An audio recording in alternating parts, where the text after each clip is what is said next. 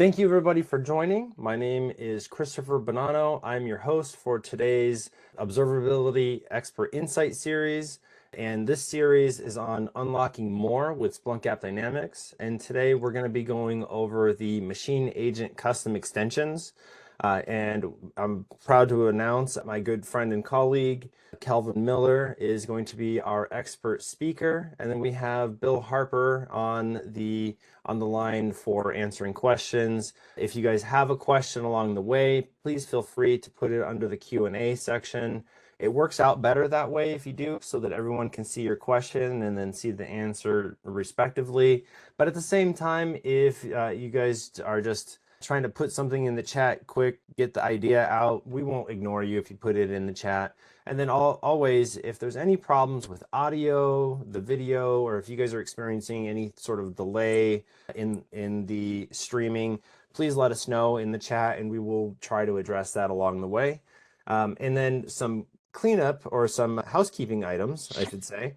Obviously, this content is owned and developed by Cisco, and obviously Splunk is definitely an affiliate as part of that, and AppDynamics. So everything that we're creating here, we don't expect you guys to go and take and recreate or use on your own purposes, but this will be public out on YouTube. So if you guys don't get a chance to watch this all the way, you have other friends that missed it and want to get in on the action of building your own custom extensions, we'll make sure that we provide that YouTube channel link at the end as well. You'll get an email with the recording after it all. So a little bit of a mouthful there, but thank you all for joining, and without further ado, I'm going to go ahead and hand it over to Calvin. Thank you, Chris. Let's start off by looking at the agenda.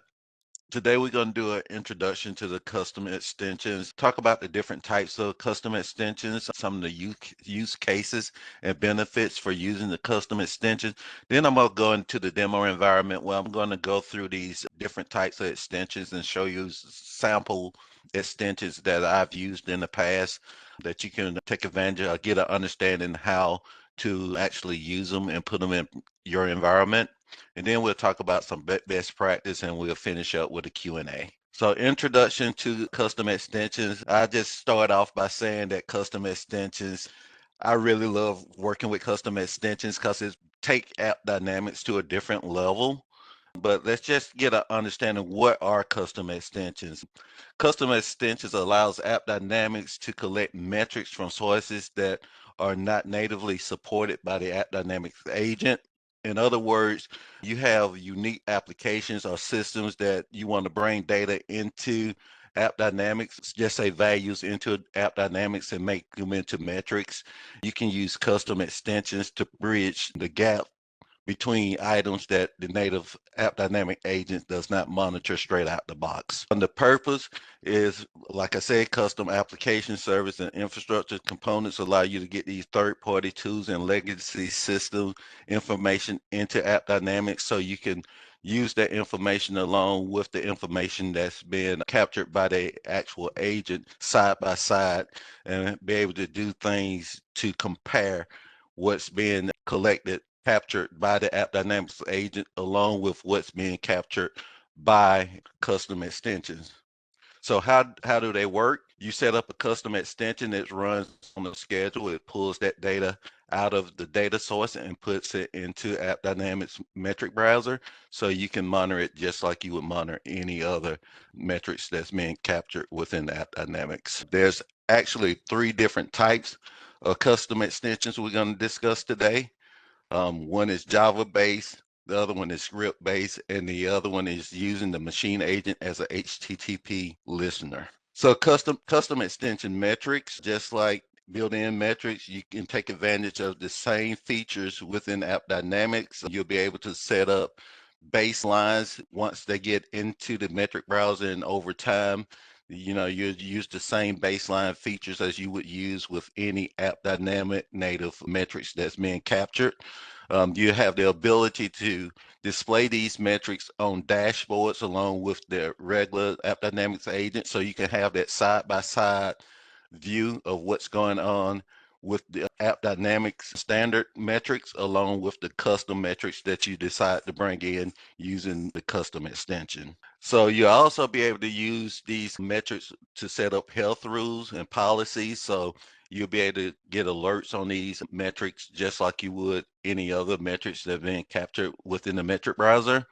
And a good thing also when you troubleshoot and you want to look at multiple metrics at one time, you can go into the metric browser and you can overlay your custom metrics with your standard metrics so you can see them on the same metric graph to get an understanding how the trends of each one actual graph. So let's look at the three different types. We're going to start off with script. Script is going to be the one that we mostly talk about today. I like the script because they're easy to set up. The thing about the script is you you can set it up, but you set it on the schedule, but your schedule have to be between 1 to 5 minutes. After 5 minutes, if you don't do if the max time, if you want to set up the max time over 5 minutes, the problem you have there is the app dynamic metric might die or go stale, so you lose like the line within the data. So keeping it between 1 to 5 minutes is the standard when you create these custom extensions. Like I say, they're very easy to create. You can use Linux shell script, you can use Python. If you're using Windows and you're using the batch file, we mainly like to use PowerShell, but you have to use a batch file to call the PowerShell script and kick the PowerShell off that way. Java, you use the Java. Java is a way that you can create more complicated custom extensions that use more calculations over the scripting method. So you want to use that when it's come down to being a more complicated way of bringing data in. So if you're doing large expressions, you probably want to use Java. Pretty much all of our pre-built custom extensions uses Java. So we'll go over in the demo one of the pre-built extensions so you can see how it performed. Next is using the HTTP listener. So now you're setting up your machine agent as a listener. So you can have data coming into your machine agent, not just on the schedule, but as on call needed. So you pushing data to the machine agent, and then the machine agent listener push that data over into the controller. So there's no schedule needed, but you can. The demo I'm going to show you later on. This one, that extension, the HTTP extension, is going to be on the schedule just because I want to get data flowing into the extension so you can see how it shifts from the listener over to the controller. So when setting up a custom extension, there's a path where you have to put the extension files. So at the machine agent home, there's a monitors directory, and you have to be very careful. I can see a lot of customers up on the machine agent. There's a monitors subdirectory and there's an extension subdirectory. I've seen several times where customers try to create a custom extension, and of course they want to stick the extension files up on the extensions directory when they actually should go up on the monitors directory. So you want to make sure you put that in the right location. They always go up under the monitors directory. From the monitors directory, you'll create a directory with a descriptive name of your extension. And from there, you'll have two files. You have the script Java jar file and the monitors.xml, which is the configuration file for your extension. So let's look at the flow of how the information gets from your data source into the controller using the custom extension. So first you have the machine agent. The machine agent runs the custom extension scripts on a schedule. And then from there, it pulls the data from the data source. It formats the metric. It formats the data into the metric form to be taken in by the controller, so it can feed into the metric browser. So here's examples of the monitor.xml file, the configuration file for your extensions. There's two different types of monitor.xml file. It's the periodic and the continuous. The periodic is set up so that it handles the schedule of the running of the shell of your script, your jar file. So you'll see here that In the middle of the file, you see execution frequency in 60. That's every 60 seconds. So this one, it will kick off the URL extension every 60 seconds and report that data into the controller. Whereas the continuous, you don't see that line because the schedule is part of the actual extension itself. It's built inside the extension. Usually when it's, say, a shell script like showing on the screen, it's a while loop with a sleep of 60 seconds. So you also notice that there's two different types of monitor.xml file. On the left, you see the type being Java, and on the right, you see it's executable. So of course, when you're using the Java jar file to run your custom extension, your type will be Java, and any type of script or executable, it'll be executable, run executable. So let's look at shell script custom extensions first. As mentioned earlier, shell scripts are more simpler. To me, it's simple to create. You can create a simple shell script in a matter of minutes to pull this data.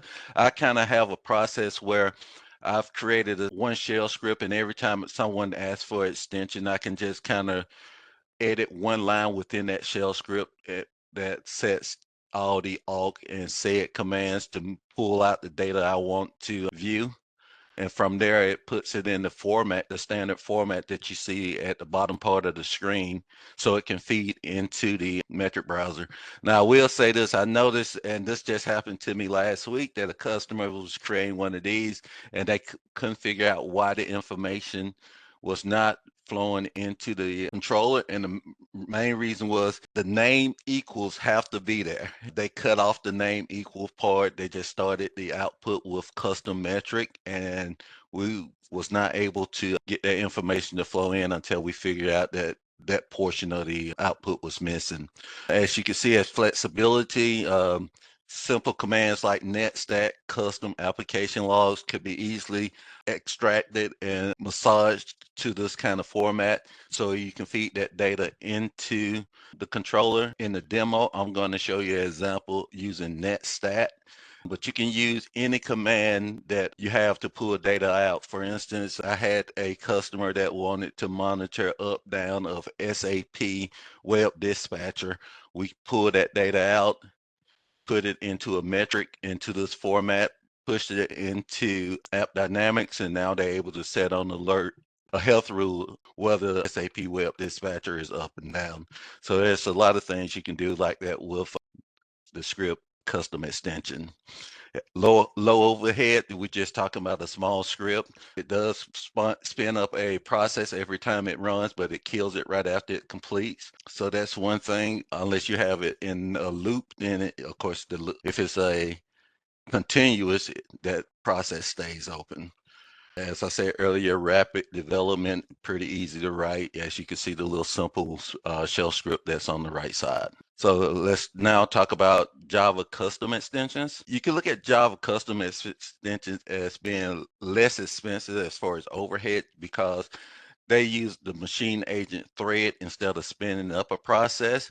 But you also can look at it being more expensive because you're doing more complex mathematic expressions. So that kind of contradicts itself right there a little bit. But most of all pre-built custom extensions you'll notice will be Java based. And the good thing about Java based is it doesn't rely on an OS, so it's easy transportable to different operating systems. So as you can see, we posted here the DevNet link, so you can easily get to the pre-built Java extensions, and all of these are open source, so you're able to go in and make changes. And I do want to make note of this, why it's on my mind, I don't want to forget to say this, that when you create a shell script custom extension, these custom extensions belong to you. They're not supported by Cisco Splunk because we support the process of getting the information into AppDynamics, but we do not support the scripts that you all create. So I just want to make that as a note before I forget to say it. The next one is HTTP listener custom extensions. You can see here to set up the HTTP custom extension, when setting up the machine agent, there are some extra parameters, Java options that you have to add into the Java options. You see right here, we have the listener turned to true. We gave it a port number and we left it open, the listener open as IP open as 0.0.0.0, allow any server to be able to connect to this machine agent. So if you want to narrow it down, you can actually put a PN, so it's not open. And the rest of that is the just startup part of the machine agent. And the part below it, you see how the information should be written out into a JSON file so it can be properly put in the right place in the metric browser. So some of the benefits of the listener is that it's always listening for data to come in, so it's not working on a schedule. So anytime you're using like a webhook or something to send data over, it's automatically ready to accept that data and push it over into the controller. You can also look at this as many to one, because now you can set, you don't need the machine agent loaded on every server for this to actually work. You can actually set up a script on a webhook on a server that does not have the machine agent and have that information go to one server with the machine agent and then transmit it over to the controller. So you can look at that for as a more secure way of transferring data over into the controller, because now you only need that one connection from that one box over to the actual Dynamics controller. So like I said before, simpler integration with third-party application via webhooks, and can use pre-existing resources APIs. So let's go over to our demo environment and just look at some of the different types of custom extensions. We're going to go through all three. The first thing I'm going to do is I'm going to go bring up my command prompt, and I'm going to go into the machine agent home directory. And as I say, you notice that there's an extensions directory and there's a monitors directory. You want to make sure that you place your custom extension up under the monitors directory. And I've created one called netstat. So I'm going to go and cd in the netstat, and I'm just going to run it so I can show you how the output look. Oops, sorry about that. So as you can see, that's the same format that we saw before. You have your name equals, then custom metric, your name stat, and then the name of the metric along with the values that's being captured. I'm gonna control C, and you can tell this is a continuous extension, because if I VI and go into the netstat file, you see that this is in a while loop that sleeps for every 60 seconds. So now if I go into the monitors.xml file, oops, excuse me. If I go into the monitors.xml file, you'll notice that there's no frequency of how often to run the file within it, because we're using continuous method of setting up the actual custom extension. Control quit. Now let's go into the controller, and we're just going to look at the controller and see where this data is coming in. So now if I go in the metric browser and I look up on the root and go to this server, individual nodes, I think this server is 244. Go up on the custom metric is what we know. And then up on the custom metric, we went to netstat. And now we have those three metrics I could double click on. And now I see the data being reported for those three metrics that the custom extension is bringing in. So that's pretty much how a script extension work. So now let's go ahead and take a look at the Java extension. I'm going to go back into my command prompt.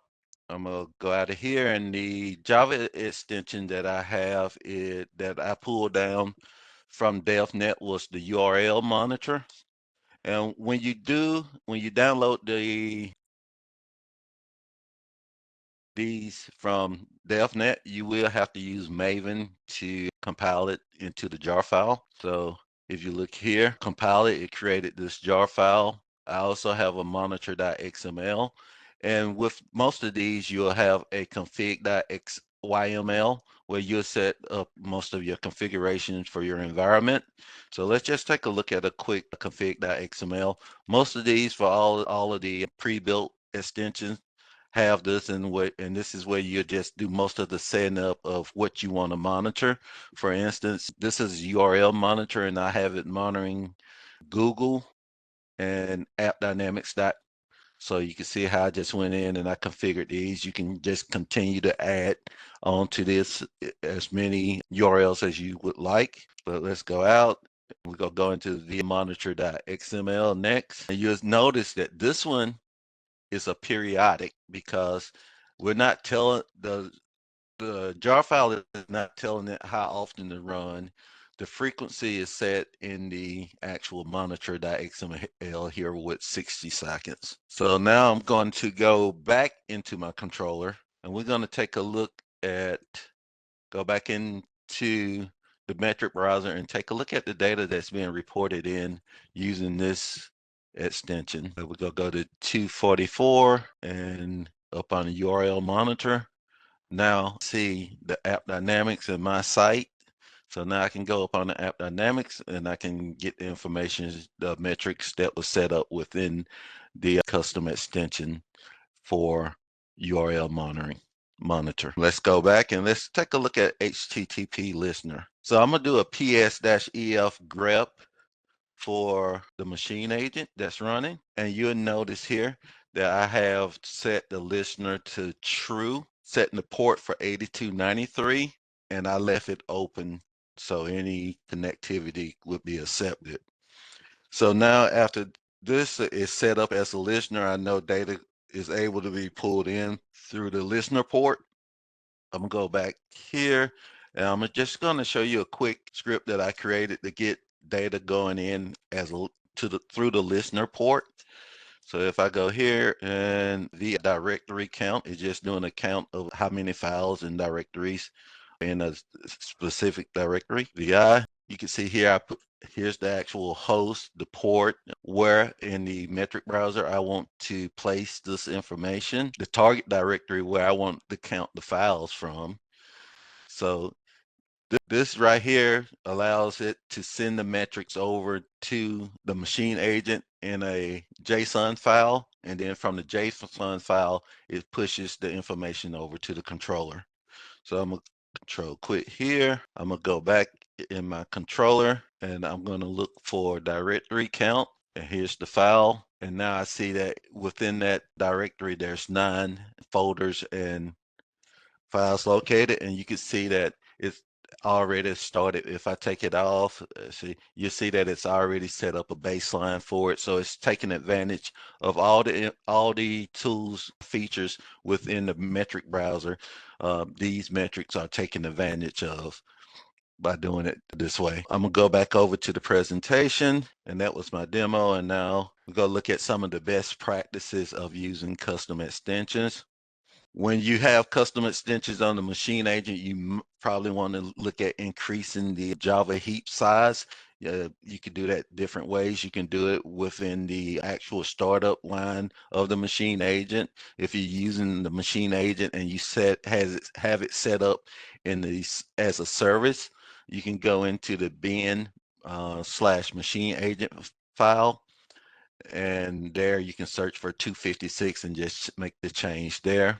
Limit plot creation to 300 seconds. So you can set the plot from 1 to 5 minutes, but you shouldn't go over the max of 5 minutes. Depending on the number of metrics that you're accepting, you may have to increase the max metric size by using a Java option also to increase the max metrics within a agent. As always, anything new you introduce in your environment, you want to first start with the lower environment, test it, make sure it's working like you want it to work before moving it to production. You definitely want to triple check the naming of your metrics when they get outputted, because once they hit the metric browser, they're hard to get deleted out. So you want to make sure your naming is correct from the start. So you definitely want to double and triple check to make sure that your output of your extension is coming out the way you want to see it. Avoid using special characters within the name just to make it easier to make sure you don't have any issues with the naming being the metric browser being able to accept the name of the metric or the path to the metric. And you can, on especially the Java ones, you can use Workbench to test those naming conventions and make sure everything is going to go into the controller with no problem. So that's pretty much what I wanted to talk about. Now, I'm just going to open it up for Q&A. If there's any questions, Chris, if you want to open it up. All right, continuing on. And then if you guys have any questions, we can always backpedal and come back and help you guys.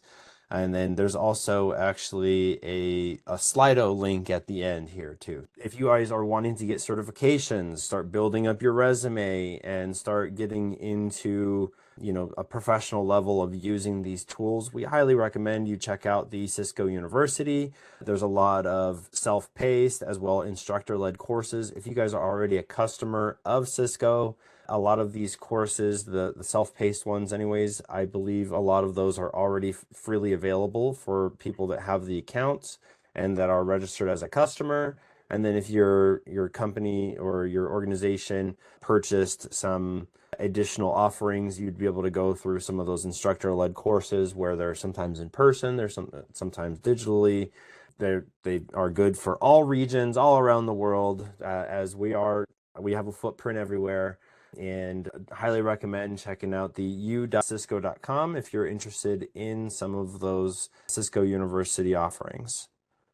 Beyond that, if you enjoyed this video and you want to watch the recording as well, other recordings that we have done or other little short videos just on, you know, little tidbits of people that have done it before, engineers out in the field, working with customers all the time, and you want to get just a quick understanding, watch a quick video, go check out our YouTube channel. It's youtube.com/@Cisco Observability. I know the /at's a little awkward, but it's pretty easy to remember. Take a screenshot of this or go type it in your browser real quick, bookmark it, like, subscribe. We've got a lot of good content out on there, and also comments are open. You're able to start giving us feedback if there's something that you want to learn, if there's something that you want to see more of.